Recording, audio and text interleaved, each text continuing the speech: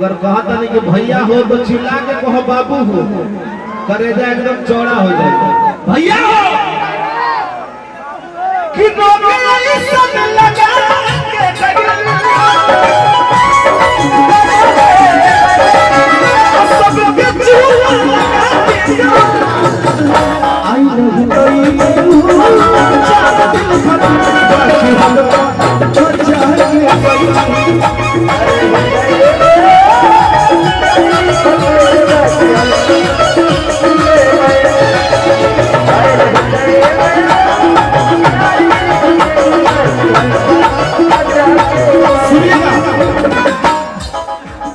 हम लोग लड़कियों के किस चीज में पीड़ा हो जाते हैं?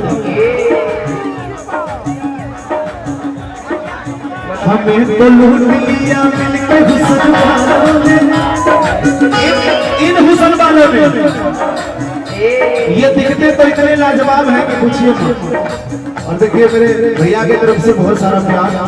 हमें तो लूट लिया मिलके हुस्न वालों ने, हमें तो लूट लिया मिलके हुस्न वालों ने, गोरे गोरे गालों में कल बालों में, गोरे गोरे गालों में कल बालों में, हमें तो लूट लिया मिलके हुस्न वालों ने, हमें लूट लिया मिलके हुस्न वालों में। भैया पैसा रखे ये कोई जरूरी नहीं है, आप इतना प्यार दिए हैं उतना ही मेरे लिए बहुत है।